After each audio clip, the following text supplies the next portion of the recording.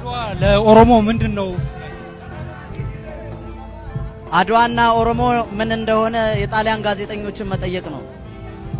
የኛ ሀገሮቹን ተዋቸው።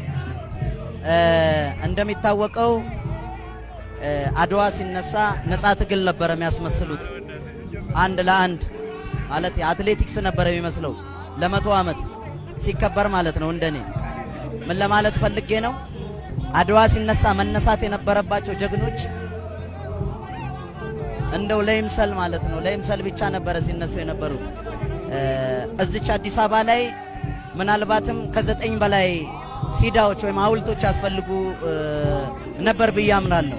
የነ ገበየሁ ጉርሙ ሐውልት ያስፈልግ ነበር። የነ ባልቻ አባ ነፍሶ ሐውልት ያስፈልግ ነበር።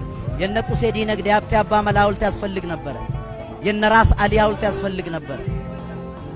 የነ ገበየሁ ጉርሙ ያስፈልግ ነበር። ለምን እንዳል ተሰራ አላውቅም። ምክንያቱም ከ11 የጦር ጄኔራሎች 9ኞቹ ኦሮሞዎች ናቸው እና ምናልባት እኛ ወደፊት እንዘክራቸው ይሆናል ብዬ አስባለሁ።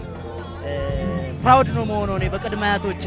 ምክንያቱም ረቧቸው አይደለም እዛ ጀግንነታቸውን እዛ የወሰዳቸው። ስለዚህ አድዋ ማለት ገበየሁ ጉርሙ ነው። አድዋ ማለት ባልቻ አባ ነፍሶ ነው። አድዋ ማለት ሀብቴ አባ መላ ነው። አድዋ ማለት ራስ አሊ ነው። ጣሊያን ማለት የጣሊያን ቀባሪ ገረሱ ዱኪ ነው። የጣሊያን ቀባሪ በላይ ዘለቀ ቂልጡ ነው። እና እነዚህን ጀግኖች የማውሳት የማወደስ የትውልድ ግዴታ ነው ብዬ አስባለሁ። ኦሮሞ ከዚህ በፊት የተደበቀበትን ታሪክ የተነጠቀውን ታሪክ አግኝቷል ማለት እንችላለን። ዛሬ